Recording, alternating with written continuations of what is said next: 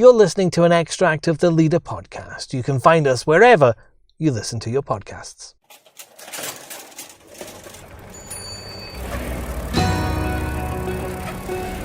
The Deliveroo bike has become a familiar sight on streets around the UK since the company was founded in London in 2013. It is an incredible success story, but is it worth up to £8.8 billion? That's how much Deliveroo's valuing itself as it prepares for its stock market flotation. Our city editor Jim Armitage is here. Jim, how can it possibly be worth the best part of £9 billion? Well, I mean, they say that this is a company that's growing like Billio.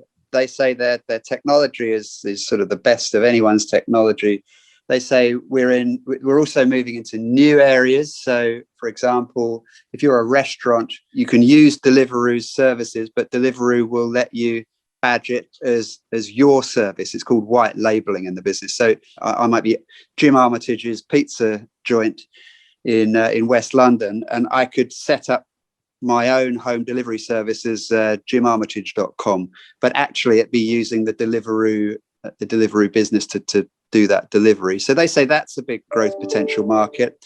And they've also got these, what they don't like calling them dark kitchens, but that's what everyone else calls them, dark kitchens, where Deliveroo will manufacture the food on behalf of restaurants, and that means that if you've got one or two restaurants, you can massively increase the amount of supply that can go into the Deliveroo network. So next time you're ordering from Deliveroo from your local Chinese takeaway, say, it may well have been made in an off-site dark kitchen in Brentwood somewhere and been delivered to you from there. So that's another way in which Deliveroo can increase the amount of orders that go through its platform. And an extremely fair point, they say that the home delivery market is still relatively small compared with the amount of food that we eat and the amount of going out that we do to eat as well. They say that's a small, we've got a very small piece of the pie, and growing it shouldn't be that difficult. But it's such a very large amount of money, Jim. I mean, how does it compare to other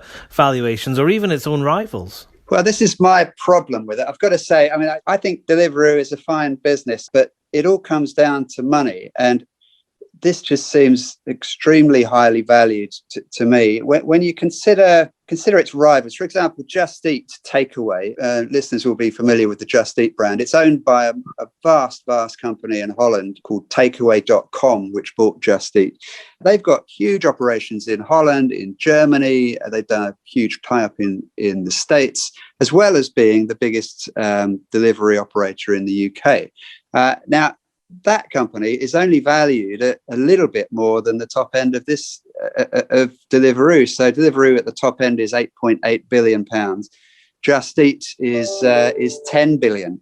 Yet Just Eat does about 60 million customers, and that's about 10 times what Deliveroo does.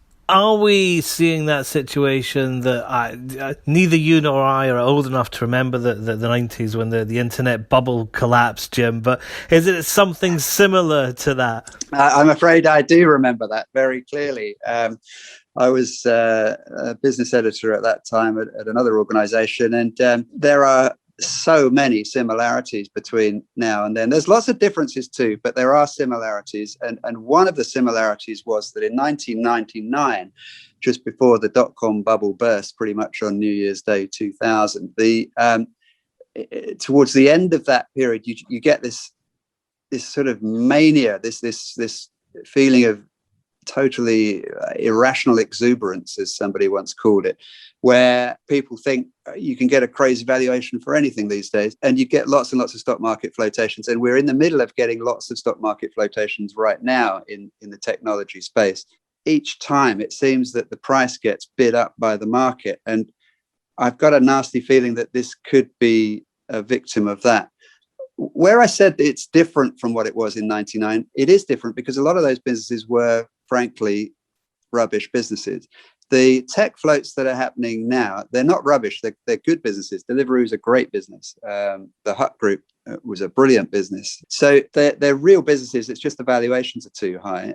And then another very close comparison to what's happening now as to what was happening in 1999, which a lot of investors seem to have forgotten, was that as part of that irrational exuberance, people with a bit of a track record in technology were able back in 1999 to launch companies on the stock market with literally nothing in them, just the promise that these entrepreneurs would do something clever with it if you give us some money. Now, exactly the same has been happening for the last couple, certainly the last year in America, with a growing crescendo that these, they call them SPACs for short. They're sort of special purpose acquisition companies, they're called.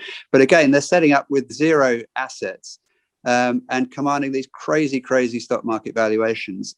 And just the combination for me of seeing these shell companies plus lots of tech IPOs going for very, very high multiple values is just making me feel a little bit nervous right now.